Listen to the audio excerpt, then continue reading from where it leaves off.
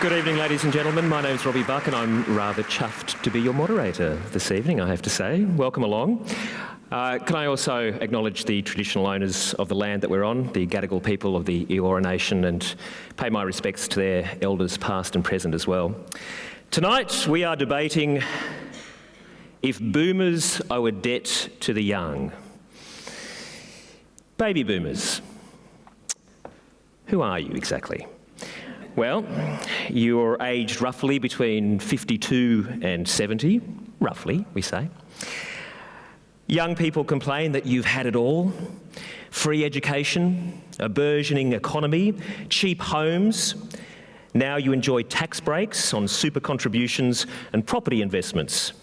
This, it is claimed, is cutting young people out of home ownership and making you, boomers, the wealthiest Australian demographic of all time. Oh, it's going to be interesting, isn't it, tonight? Millennials. Who are you? Well, you range from teens right up to people in your 30s. Boomers say you're too old to be living at home with your parents and you don't have any assets because you're still too young. Just wait till you're a little bit older. You move jobs more than any generation before you, and while you expect to be promoted quickly, you're actually still quite young and therefore quite inexperienced.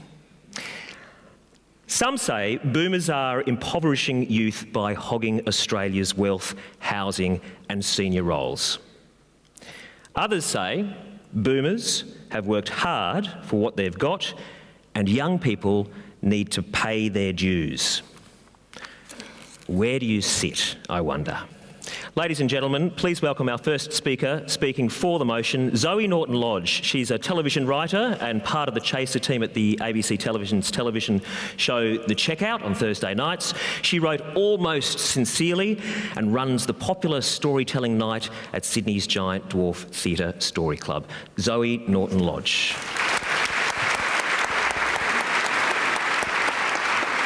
Societies grow great when old men plant trees whose shade they know they shall never sit in. A proverb which perfectly encapsulates that simple truth that our time on earth is brief, but our legacy is lasting. Our debt to the future is without question the single most important responsibility we have, a timeless concept, or at least as old as that ancient Greek proverb. Societies grow great when old men plant trees whose shade they know they shall never sit in. So I ask you this, my dear audience, what kind of people would argue that they do not owe the future anything? People who are innately regressive, people who are individualistic and have a narrow scope of view, people who can't delay gratification, people who can't think abstractly, people who struggle to grasp how consequences work. So, small infants or two-dimensional cartoon villains, and apparently baby boomers, or at the very least, those baby boomers, those boomers over there who have decided to come here today to argue that they don't owe the future young people, their children, anything. Now, I say those specific boomers because broad, negative, sweeping generalizations about a generation of people are offensive, unhelpful, and all too commonplace. A tiresome old cash cow for opinion writers. Pieces like this about Gen Y have been clogging the gutters of the Fourth Estate since I have been able to read. Since I could read, the newspapers have told me that I am lazy and entitled, that I have a short attention span, and that I require constant praise. How dare you say I require constant praise when you write garbage articles about how I'm awful? How dare you accuse me of having a short attention span when I read those dreadful articles all the way to the end? Now imagine if you took those hateful adjectives, lazy, entitled, and you applied them to a gender or a race. Imagine what that would sound like. When people think of Gen Y, they conjure these stereotypes, which are, it goes without saying, cliched and prejudiced and demonstrably wrong. Gen Y aren't any particular thing. Imagine if they were. Imagine how screwed we would all be if an entire generation of people all literally required constant praise. Imagine if everyone born at the same time was the same. Paul McCartney, Stephen Hawking, Muhammad Ali, and mass murderer Myra Hindley were all born in the same year, which is why they all have exactly the same personalities. You know, so were Barack Obama and Mark Latham, and frankly, I can't tell them apart. People struggle to define Gen Y. Did it start in 1981 or 84?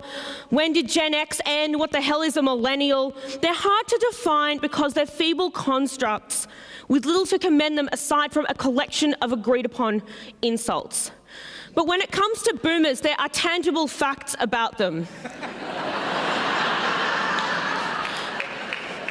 It's the truth. They're born between World War II and the pill. They killed the environment. They call us mean names like entitled, which is kind of depressingly hilarious because they own all the titles to all the houses. Entitled, my God, okay? Here's entitled for you. This is a true story. Yesterday, I was standing on the edge of a wide street with a friend of mine while she looked for something in her bag. We were deliberately standing to one side near the road so we wouldn't be in anybody's way, when a tall man in his 60s started walking towards us, aggressively sweeping his arms back and forth like this with this snarl on his face, as if to say, "Get off my street!" He was trying to clear us from the street, like the most entitled prick on earth. Now, of course, he's just one boomer. He doesn't represent them all. So let me tell you about one other boomer. Now, recently, after a tremendous amount of scrimping and saving and stints of living at my parents' house, my husband and I were able to scrape together enough money to put a very, very small deposit on a very modest apartment, which we purchased off a plan. I was telling a woman about this, a woman from my neighbourhood, a woman in her 60s, a woman who lives in a mansion worth millions of dollars, a mansion in the inner city. And you know what she said to me? Those apartments, I've seen pictures of those apartments. They're going to be hideous. Why didn't you just buy a house? Why didn't you just buy a lovely house with a backyard? That is what this woman said to me. She literally let them eat cake to me from her castle. Now, you might think I've been a little bit harsh to boomers tonight, taking these examples of dreadful boomers like the arm-sweeping man and the Marie Antoinette castle garbage woman and those two boomers over there who don't think they owe a debt to the future. Now, Gen Y can be a bit harsh to boomers, but you know why? They're our parents. Everyone rebels against their parents. But why are they nasty to us? We're their children. And they are monsters. Monsters who own all the houses and killed the environment and don't care if they leave the world a steaming garbage heap. Monsters who call their children lazy and entitled. And tell me this, is there anything more lazy and entitled than proclaiming that you don't owe the future anything? Washing your hands of the future. But then what's going to happen? We're going to rebel. We'll rebel against your aspersions that we're lazy and we'll work so hard, we'll all scrape some cash together after a stint of living at your house and maybe borrowing some money off you. And we'll buy apartments. We'll buy apartments that you hate. And then we'll have our apartments and we'll be like, yeah, see, take that, boomers, take that. And then eventually you'll all die, all the boomers, and then we'll own everything. We'll own all the apartments that you hated and all the houses and the holiday houses that you owned will be ours. And those apartments that we bought, we'll just fill them with cats because we can. And we'll look to our children, the children of Gen Y, and our children will be like, gee whiz, Gen Y. Gen Y, you guys own everything. You own the whole world. And we'll be like, kids, you have no idea what it's been like. You have no idea what we've been through, you stupid kids. You know nothing. Generation stupid idiots. Generation dumb shitheads, stupid idiots. Screw you all. And then We're going to write swathes of articles about how everyone born after 2004, literally every last one of you, is insolent and fat and stupid and a shithead, and we'll get paid $1 a minute writing from our ivory towers with city views, and then we'll take our well-earned holiday in our second holiday houses with sea views, and Generation Dumb Shithead Stupid Idiots will be like, hey, come on, Gen Y, don't you owe us something? Shouldn't you have taken care of this place for us? We shall who inherit the earth. And we'll say, no, screw the lot of you. We don't owe anyone a damn thing. And everything will be perfect.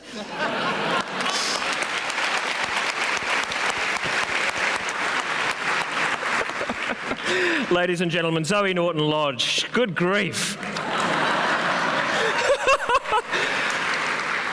Can I point out at this stage that I'm a Generation Xer, and we're always being told that we're in the background all the time.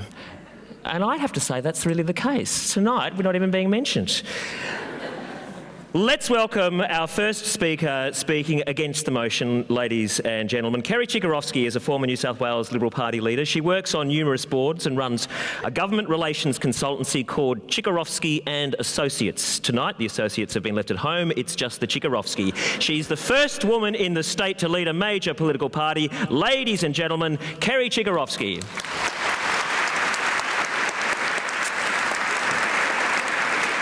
Ah, Zoe, Zoe, Zoe. So young, so bitter, so twisted, so jealous. You've got a lot of time to get over all of those emotions, I'm sure. And you too will end up calm, cool, collected, like us boomers. Our life experience will one day be your life experience, and you'll be able to stand in front of an audience like this and smile and say with great gratitude, I'm bloody glad I've got it all. But I have to apologise first up. You hear that I'm not my best. I'm actually coughing and spluttering quite badly. I'm actually putting this down to the fact that I almost lost my voice the night, and this is a boomer thing, the night that I was in Rio, and I'm glad I get to say that. But I was in Rio cheering on those wonderful Australian women, the rugby sevens, to the gold medal. Round of applause, please. Yes. I'm not sure it was the cheering or the wine afterwards that has caused me to be this sick, so my apologies if I cough and splutter my way through this. Now, the one thing you heard in that speech, or that introduction, was that I'm actually a politician, an ex-politician, so as like all ex-politicians, I'm going to change the debate topic to suit my particular arguments. I'm not going to talk about whether we owe you a debt. What I am going to talk about is the legacy that we boomers are leaving to the young.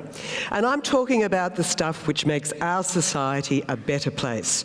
Food, music, even technology. And I know you'll claim that's yours, but some of it is ours. So let me just remind you, those of you in this audience tonight who are of my age, who are boomers, what you and I grew up on. What did we eat? Lamb and 3 veg. My mother used to buy a whole side of lamb at the butcher, 19 cents a kilo, and we ate nothing but lamb for a week on end. Spaghetti bolognese, that to me was exotic. What did we drink? We thought Mateus was the ultimate in chic. But what have we done for your generation? We explored the world, and we had this wonderful influx of people who came to our country, who brought with us these magnificent tastes, these wonderful experiences of food and wine. So when last night my 5-year-old grandson said to his mother, "Mum, I'd like chicken soup for dinner," the question was, do you want chicken laksa? Do you want chicken, not with Vietnamese noodles? None of this boring Heinz chicken soup out of a can, because we have taught you, that younger generation, to appreciate the finer things when it comes to food. Not for you, Mateus. You know your difference between Sauvignon Blanc, Pinot Grigio, Chardonnay, because we have taught you the finer things in life. You mightn't appreciate it so much now while you're saving desperately to pay off the rest of that apartment. We used to drink goon. I doubt very much that even when you're paying off your apartment, you'll be drinking goon. But we grew up and we taught you the finer things in life. And let me give you the classic example of that. I remember as a young person, I'm going to run out of time. I remember as a young person that it was really, really exotic in my house when you had coffee, when you had Nescafe espresso. We usually got international roast. None of this soy latte, cappuccino on the foam on the side stuff for us. But ask any of my children, they wouldn't even know what instant coffee is. So we have brought you the finer things in life. And let's talk about music. Music, that great thing which binds us all together. We grew up on some of the greatest musicians of the times. We gave you the Rolling Stones, we gave you the Eagles, AC/DC, Queen, Led Zeppelin. Who can forget that first moment when they saw Mick Jagger looking down a camera and, as he sang to me, and I know he was singing to me, I can't get no satisfaction. Swaggering hips, sensuous lips. I damned well wanted to try and give him some, I can tell you. But what sort of music are you giving us? Seriously now, what is this rap crap? All this, fuck that, motherfucker this, motherfucker that. Do you know there is actually a website called lyricswith.com, and it has a subset for motherfucker songs. So from that, we go from that to, and let me quote this, because I'm happy, clap along if you feel like I'm a room without a roof.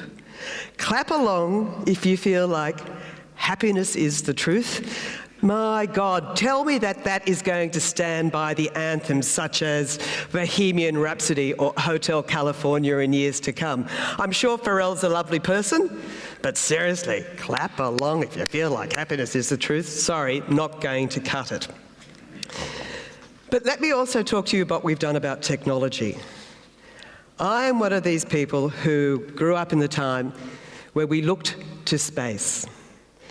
I remember John F. Kennedy, the most wonderful president, at the time we thought, most wonderful president the United States has ever had.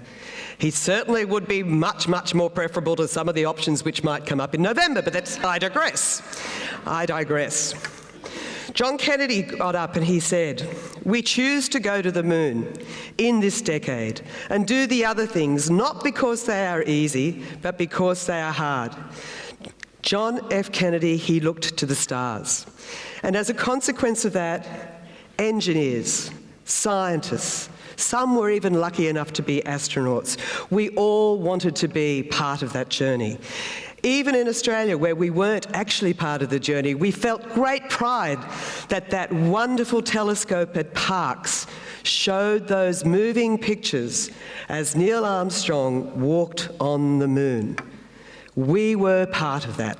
And what did that technology develop for us?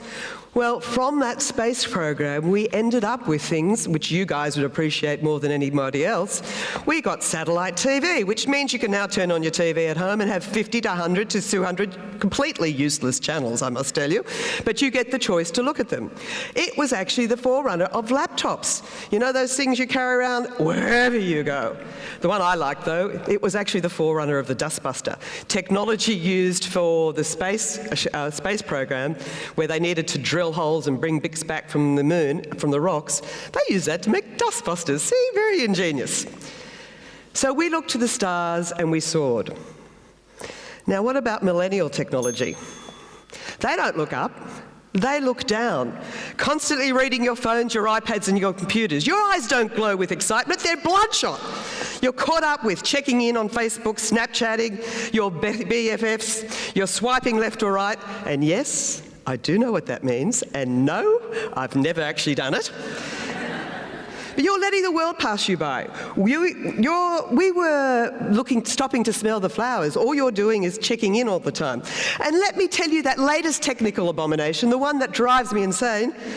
I was in my car the other day, driving along with my daughter, and she says to me, "Mum, slow down, slow down." Why? Is something wrong? Have I dropped something off the car? Have I gone through a stop sign? Is something terribly wrong? No, Mum, you're driving too fast and I can't catch Pokemons. Are you serious? She's 33.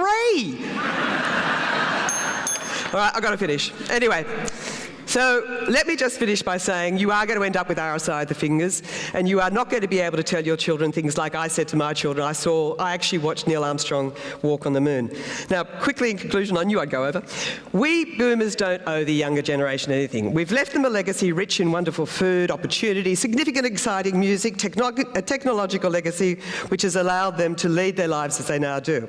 If you have a Generation X or a Y in your house and they start to complain that you're selfish, ask them if they are one of the almost 1 in 4 kids who are still living at home, living off their parents, or if you're babysitting one of the 930,000 grandchildren who you're babysitting so their parents can go to work. Okay, so I'm really over time, so I'm going to finish by saying some people think that we might have had it easy.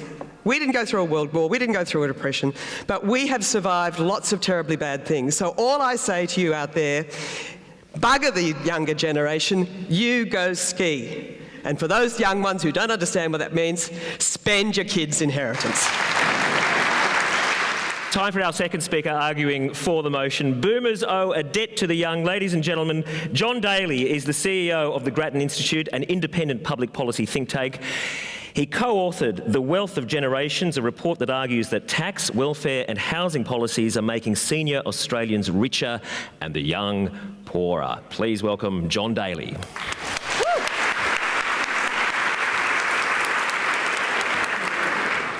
Thank you very much. All generations contribute something to the future.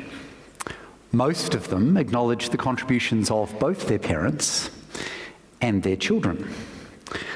But only one generation so far has stolen from the future in order to get there. And I'm going to show you how baby boomers, or Zoe, at least some of them, are stealing from the young in 4 ways, which very conveniently correspond to 4 different kinds of cheese. So, first is the fruit cheese. On average, baby boomers are taking more than their fair share of the fruit. They're taking more from government than they contributed. Now, that's not surprising. Older households have always been net takers from government. They're less likely to work, so they pay less tax. Relative to younger households, they tend to cost the government more in health and welfare. And historically, most households over their lifetime took a bit more out of the government tin than they ever put in, and because overall incomes went up over time, that was fine. But the balance has changed. In 2004, a household over the age of 65, not quite a boomer household, cost government $23,000 a year in services, less the income and consumption taxes they paid. Just 6 years later, according to the Australian Bureau of Statistics, in 2010, a household over the age of 65 took $33,000 a year in real terms. And what drove this increase of $10,000 per household?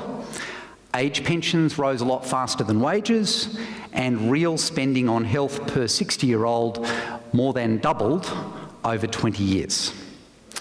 And this jump in the net take of older households has cost government budgets about $20 billion a year.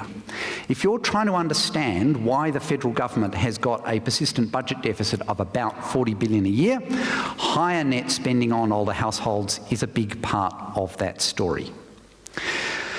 Now, some, but by no means all, baby boomers say that they've paid taxes all their lives, and now they're entitled. But as a generation, they haven't paid that much tax. Over the baby boomers' tax-paying lifetime, tax as a proportion of GDP has generally been lower than it is today. And the budget is only going to balance if the tax take goes up as a share of the economy, or at least that is in fact the federal government's official plan. And this leads me to the second kind of cheese. Over the last decade, we have built an age-based tax system with more holes for boomers than Swiss cheese. Boomers pay less tax than a younger person on the same income. Now, the biggest lurk by far is superannuation. If you cycle your earnings through superannuation, a 60-year-old boomer can reduce the tax rate on their earnings. And this means that they pay about $5,000 less income tax a year than a younger worker on the same income. If you don't know how, go and ask your financial planner. If you have a financial planner and they haven't told you about this, get another one. And then there is SEPTO. Those under the age of 65 may not know about this, but I can assure you all those over the age of 65 do. It's called the Seniors and Pensioners Tax Offset. And it means that if you're over 65, you have a higher tax-free threshold than the rest of us. Why? Well, according to Peter Costello when he introduced this measure in the budget, senior Australians deserve a tax cut, unlike younger Australians, apparently. And there's lots of other holes in the tax cheese. Older Australians also get a higher Medicare levy threshold and a larger private health insurance rebate than younger workers on similar incomes. And all of that explains why older households, unlike younger households, are paying less income tax in real terms than 20 years ago, even though more of them work and they get paid more per hour. Now, this brings me to Limburger cheese. That's the one that smells like mushrooms and ripe underarms. The smell tends to get worse over time, much like Australia's government debt. Deficits have been about 2 or 3% of GDP for the last 8 years in a row. Over the last 5 years, Australia's government debt has increased more than almost any other developed country. And as I've already explained, the increasing take of boomer households is a big part of that story. And of course, it's younger households that face 40 years or more of paying taxes to pay that debt back. And boomer households are not going to be paying income tax for that much longer, if they are indeed paying anything, because they've organised their superannuation so they don't have to. Now, at this point, a friend of my father's might object, well, we inherited a bigger debt than from the Korean War, and as a percentage of GDP at the time, that's true, but they also worked through a period of very rapid economic growth, a boom in workforce participation, and high inflation. And the economy and government revenue grew a lot faster, and the debt essentially inflated away. Today's young inherit none of those advantages. Participation rates have probably peaked, economy is not growing that fast, and inflation is negligible. So they're going to have to pay it off the hard way. Now finally, asset prices. Over the last 20 years, interest rates fell and asset prices correspondingly rose. And it was terrific for anyone who owned assets 20 years ago, and that's generally boomers. They didn't save much harder to get rich. They were just in the right place at the right time. And it's nothing like so good today for younger households struggling to get into the housing market. Boomers aged between 35 to 44, about 76% of them own their own home. Younger households today, struggling to get a deposit, aged 35 to 44, only 58% own their own home. And Zoe's generation, it's well under half. And they can only afford their own home if they assume that interest rates are going to stay as low as they are at the moment, and given that they're currently at their lowest since ancient Babylon, that's not a great bet. And this is like triple cream brie. That's the cheese that takes all the rich bits out of the milk and leaves the discoloured water that passes for skinny milk in your fridge. And so baby boomers have got all of the benefits of those asset prices, and they're not leaving very much for the younger generation. And worse still, they're not even paying tax on all of those assets. They're paying no tax on the capital gains of their homes. They're only paying capital gains tax at 50% of their normal rate, and that's more than overcompensated for inflation. And of course, if they've organised their superannuation, they'll be paying no tax at all on the earnings of their assets, or for that matter, the capital gains of their assets. So boomers need to start paying back on 4 kinds of debt. They need to stop taking all the nice bits out of the fruit cheese, as they take more from government budgets than they put in. They need to close up the holes in the Swiss cheese of our income-based income taxes. We need to deal with the smell of the Limburger as baby boomers accumulate government debts for their children to pay. And boomers need to share a bit more of the triple cream brie assets that was their windfall from being the right place at the right time. Because in the meantime, too many of Australia's young are being left with just the crackers.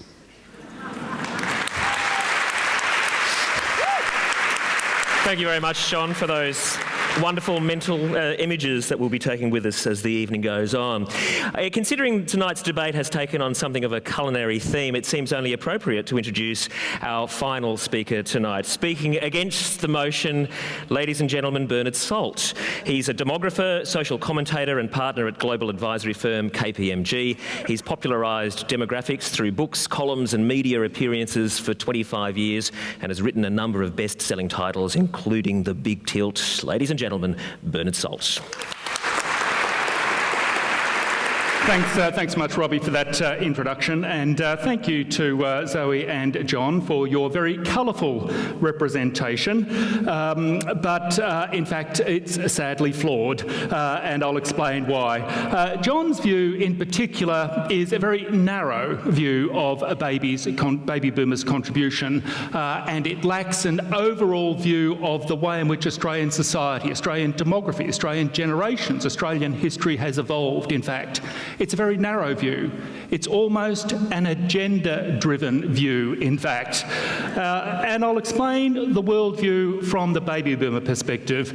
Let me begin by restating the proposition that the baby boomer generation owe a debt to the young.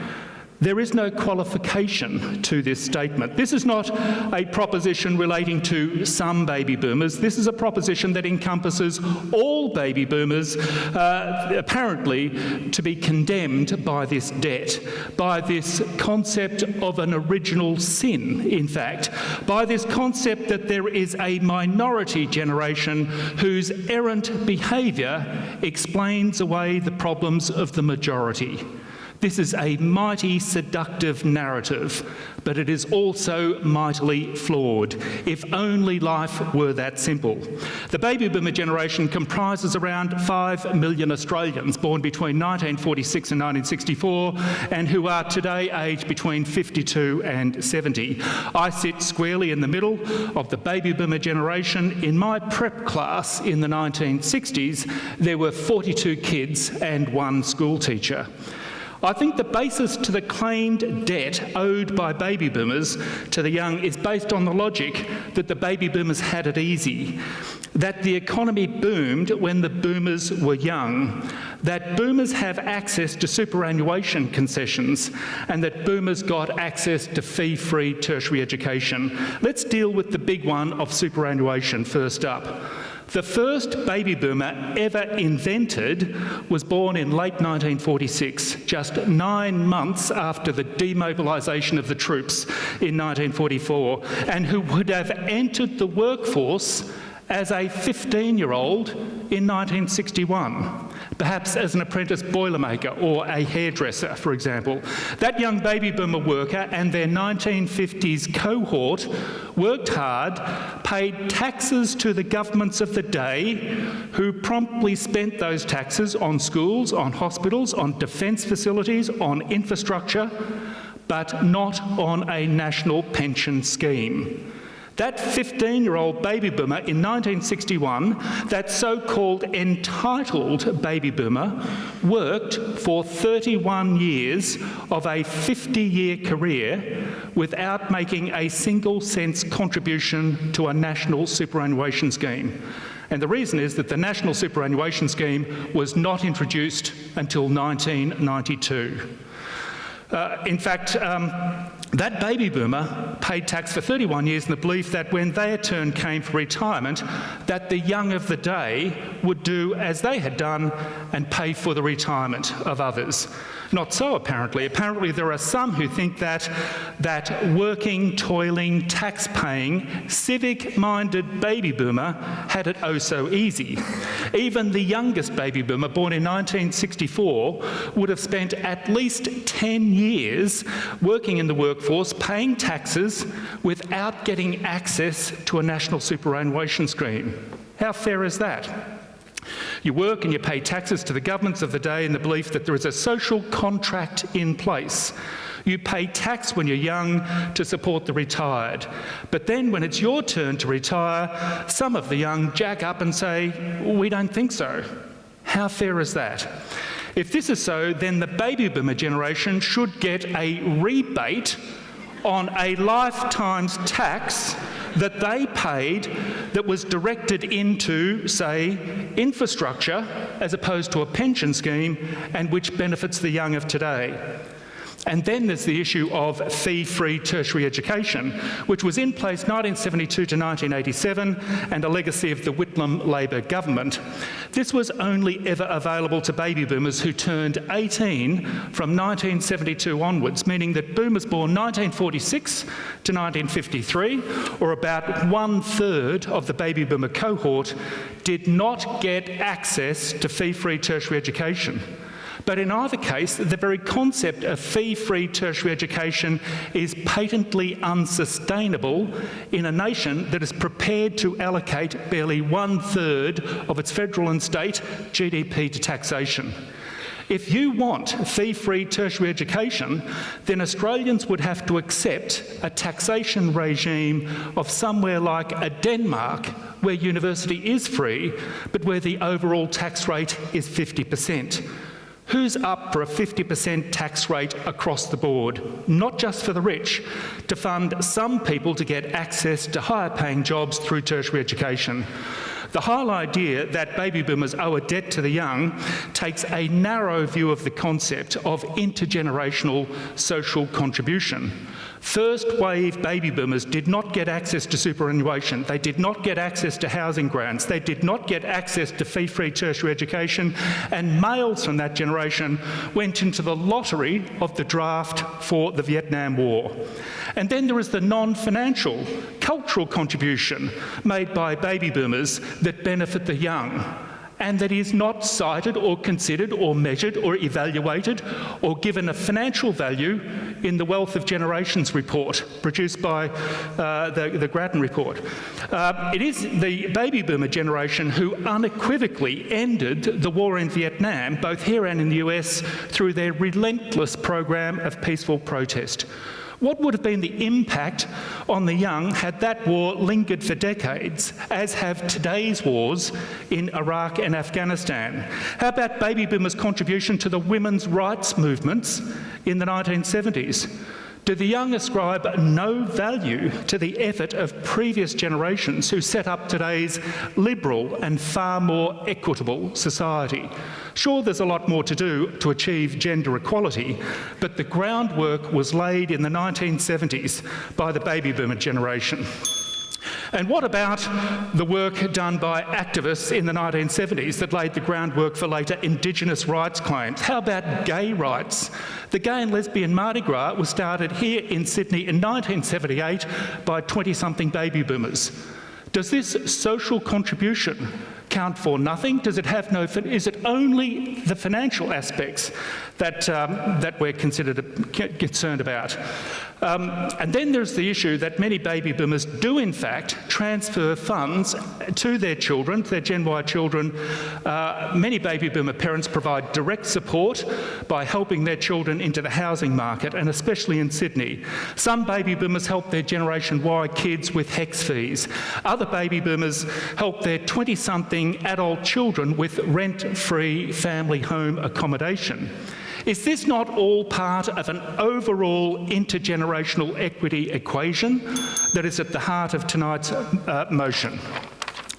I will move on and say that there is a social contract between the generations. Everyone does their bit. Everyone copes as best they can with the events of the day.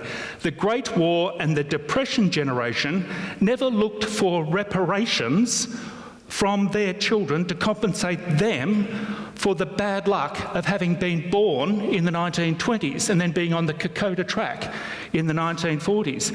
The baby boomers have paid their taxes, they have done their bit, they have changed society for the better, they've worked from a young age, and they have not benefited for an entire working life from contribution to superannuation. Many baby boomers have supported generously their kids and continue to do so without expectation of acknowledgement. That is what parents do. That's what parents have always done. And guess what? That's what the young of today will do when they are parents later in life. Let me remind you of the motion that baby boomers owe a debt to the young. This is not that some baby boomers, that rich baby boomers, owe a debt to the young. The proposition that you must evaluate is that all baby boomers, without qualification, owe a debt to the young. The motion is clearly and patently false and must be rejected by all fair-minded Australians of every generation. Thank you. Thank you very much, Bernard. Well, we shall discover how many fair-minded Australians there are, shan't we? Because I have the results for the first poll this evening. Don't forget that you are being asked to vote a second time tonight. Perhaps your opinion has been swayed. Let's take a little look at the results for the first poll this evening. Boomers owe a debt to the young. Drum. Did anybody bring a drum? No. Thank you very much, Zoe. And John. I noticed that it's the younger ones who had the drum roll. Just saying, boomers.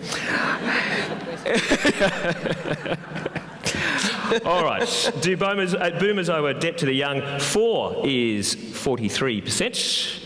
Against is 35%, and undecided is 22%. That is where we start at this stage. Will they change as the night goes on? Well, we will find out. We'll go to a couple of questions in just a moment. I wanted to throw just a very quick question back to John, really on the back of what Bernard has said, and really is a chance for a very short rebuttal. Do you agree that the boomers are owed a rebate, considering all they have given in tax over the years before superannuation was introduced? Well, as I said, they actually paid less tax as a percentage of GDP than we are paying today. And we are in fact paying out age pensions to those boomers at a higher rate than their predecessors in a way that is not sustainable given current budgets. And then on top of that, it's worth remembering that when Zoe and I contribute to our superannuation, that's not some kind of gift from government. That's actually our money that we are putting into this. Baby boomers had every opportunity to save for themselves. Many of them did, but as I've said, by and large, they got rich because they were in the right place at the right time. Do you want a quick one? Yes, look, I'm sorry, John, but you're wrong.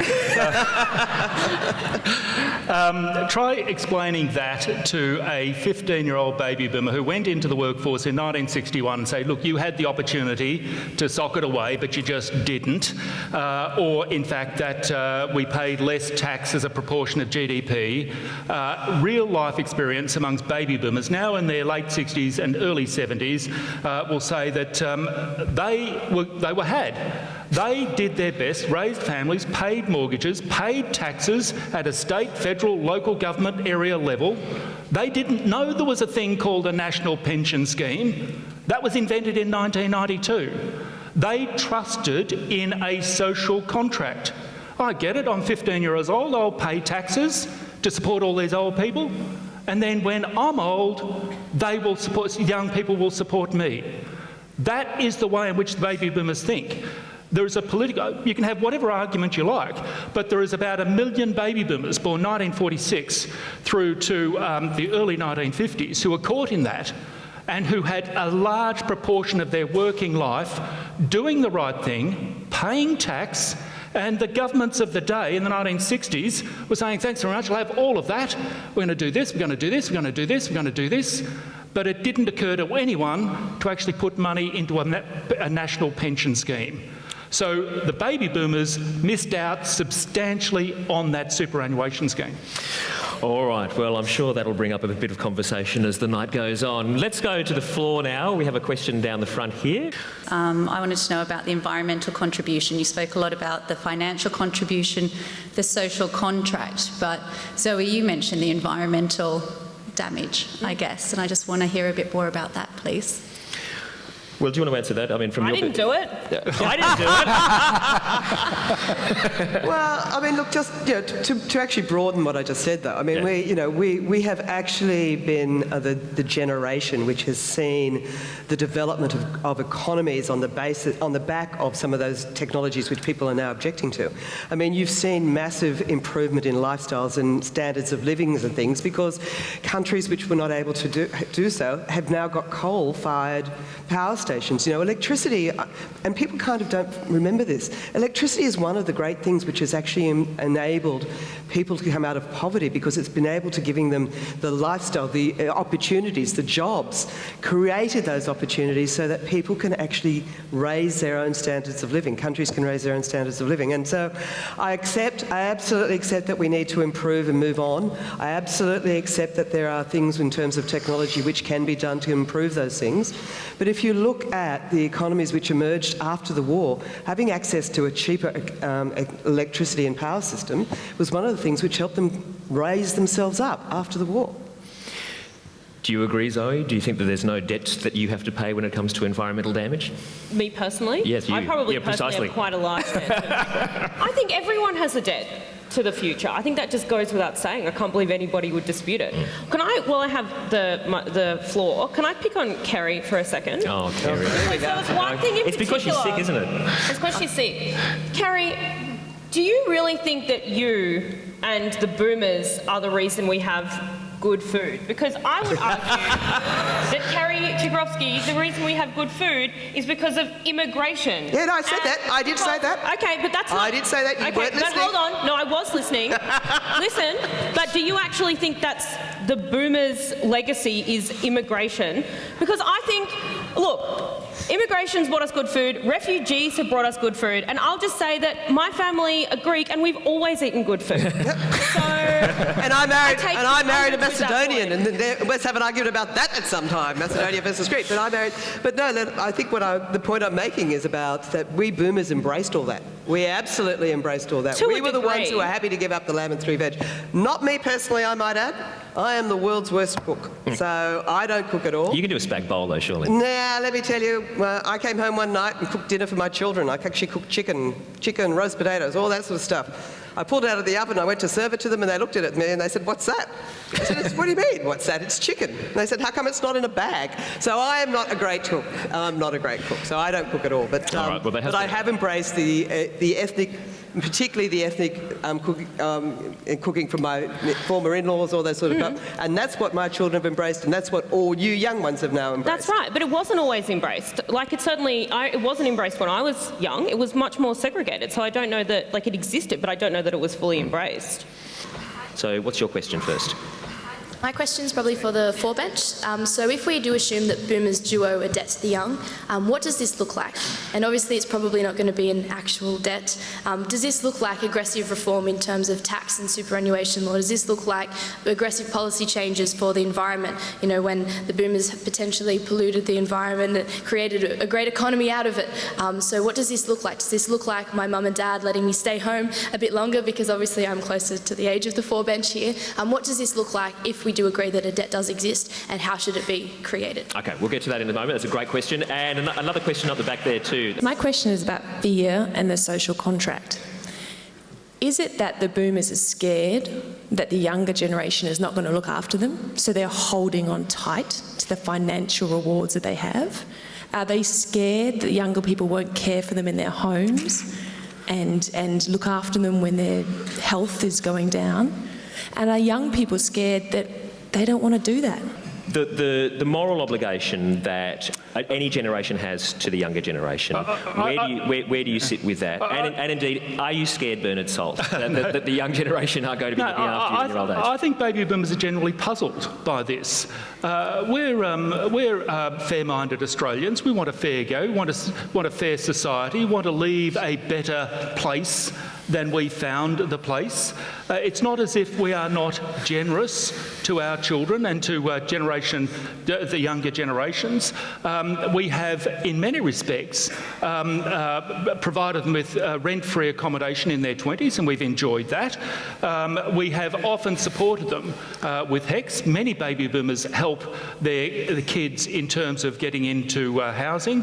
Many baby boomers in their 60s actually care for grandchildren to allow their 30-something kids and their partners to earn a second income.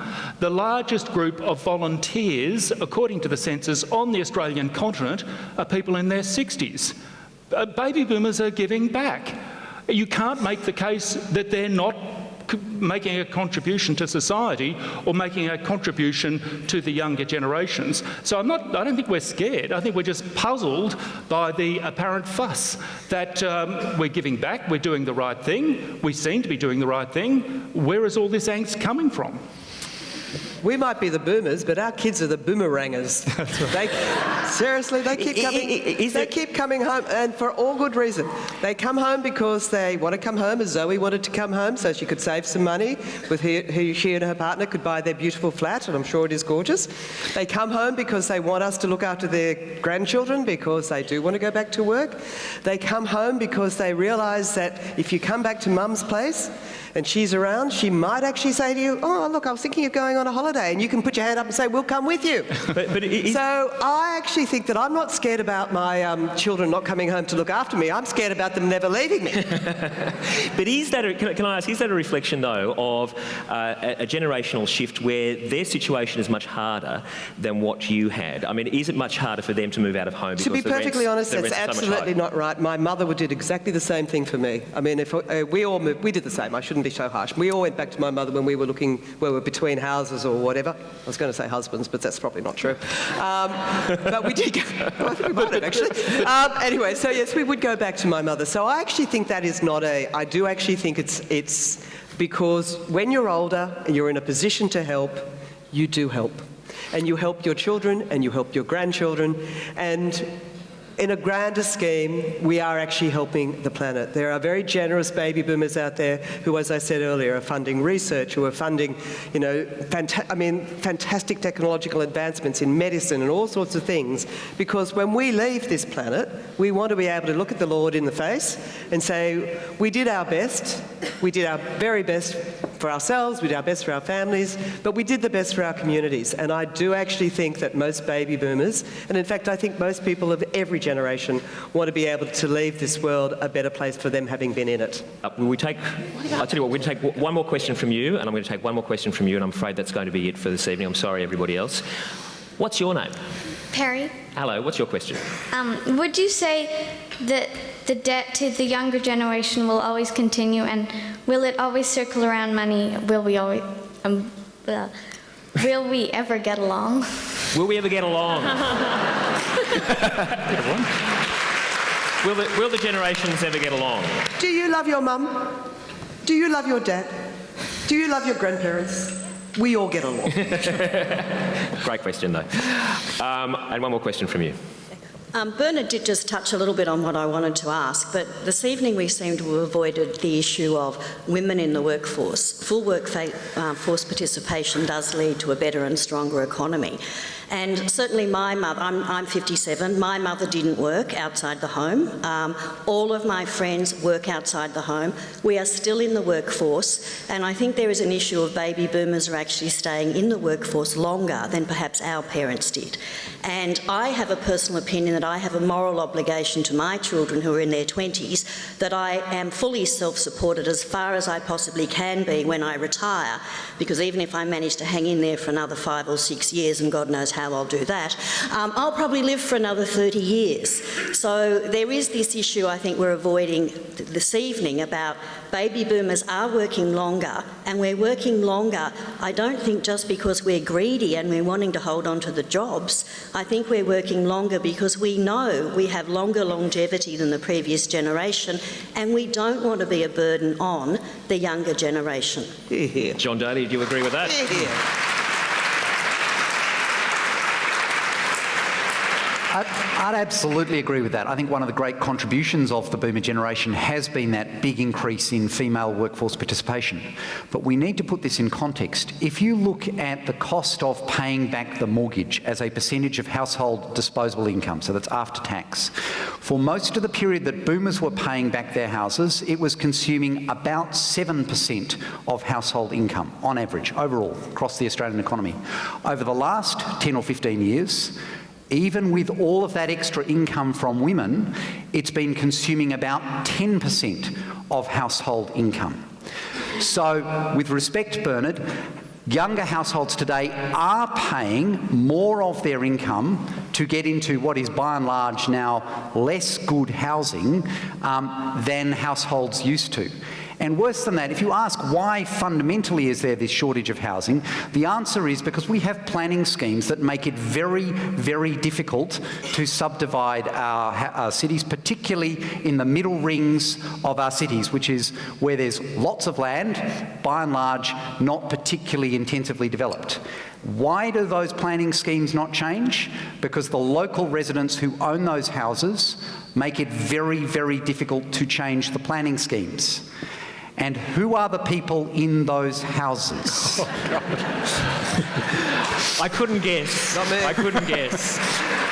With that in mind, ladies and gentlemen, we're tallying up the final votes for the second poll this evening, and I'll be bringing you that after the summation. We have invited our guests tonight, and I must say they've done a terrific job. Thank you very much for your questions, by the way. But we have invited our guests tonight after all this discussion that we've had and after the initial points that have been put to sum up tonight and how they view the argument. So with that in mind, I'd like to welcome first, for the very short couple of minutes, Zoe Norton-Lodge speaking for the motion. Couple of minutes. You can do it there if you want. Yeah. Or you can do it here if you'd like. No, it's all up to you. This is way more relaxed. Okay, no worries. I think that Kerry and Bernard both spoke about contributions that the boomers have made to the world, positive ones, and whether or not they're all correct, I find kind of irrelevant, because no matter how good of a job you've done, if you don't think you can do better, that's a problem. You owe a debt to the future, because we should all be striving to do quite a lot better for the sake of the world. I think if you get to a point where you have checked out and you think, I don't owe a debt to the future anymore, I think that is tremendously sad and a massive problem, and I genuinely hope that I never feel that way. Kerry Chikarovski, are you feeling sad? Zoe, you just don't appreciate how tired we are. We've worked for a very long time. We've raised our children. We're now raising our grandchildren to a certain extent. All we want to do at this stage is to get on that plane, fly somewhere where it's nice and warm, lie on a beach and drink a cocktail with an umbrella in it. And my God, I will worry about the future while I'm sipping that cocktail, but the future I'm most likely to be worrying about is, did I see a brochure at home for a retirement village? Has one of my children left that for me already? Because if they have, they're going to be waiting for a very, very long time. I don't intend, and I take the point from my friend up the back, I've just turned 60.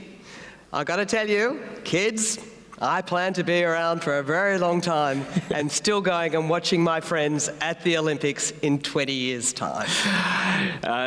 John Daley, should the baby boomers be allowed to recline on a beach with a cocktail umbrella and enjoy themselves? Well, there's no question that the boomers have contributed an enormous amount to our society, as have the generations before them and doubtless the generations coming after them.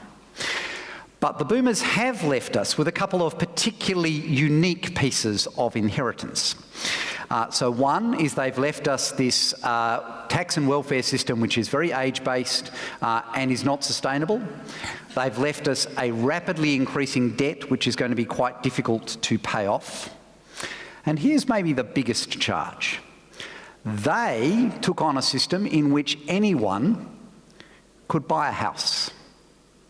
They're bequeathing us a system in which you can buy a house if you happen to have the right parents. Is that the kind of society we're happy about? Now, we have choices on this stuff. We have policies that we could put in place that would lead to different outcomes. And so far, we haven't made those choices. And it's time we did. And finally, to sum up, Bernard Salt. The idea that it is the baby boomers who has left a debt to society is part of the skewed narrative that actually worries me. This nation was in surplus less than 10 years ago. We are now $320 billion in debt. That has not been accumulated by the baby boomer generation, it has been accumulated by the largesse spread across every generation. Where is the young generation? Where are the baby boomer generation? We should unite as generations and say, we will not allow $320 billion to be paid off by the next generation. We benefited from that with the $900 cheques and others over the last 10 years. If you believe in the concept of intergenerational equity on debt matters, then Gen X, Gen Y and baby boomers would be very focused right now on paying back that $320 billion rather than trying to find a scapegoat. Yeah, we should pay it back, but not me, someone else. Who else can we find? And of course, that's what worries me. It's socially divisive. We need to unite as a people and ensure that we do not pass on debt to the next generation. Thank you, Bernard. All right, ladies and gentlemen, well, the final moment for this evening, of course, is to see whether you have been swayed at all by tonight's argument. The topic was boomers owe a debt to the young. As you entered the room this evening, for 43%, against 35% and undecided at 22%. Let's see where the results are after you've heard the debates for and against. Ladies and gentlemen, there has been a rise for by 4% to 47%. There has been a whopping 13% rise against to 48%. And undecided is at 5%. I'm trying. That doesn't quite add up, does it? Oh, yeah. In any case, it looks like the against win by 1%, which means the boomers don't owe a debt to the young. Ladies and gentlemen, thank you very much for your time this evening. You've been an absolutely wonderful audience. Please thank our wonderful panel tonight: John Daley, Kerry Chikarovski, Zoe Norton-Lodge, and Bernard Salt. What a great panel. My name's Robbie Buck. It's been an absolute pleasure. Enjoy your evening. Bye for now.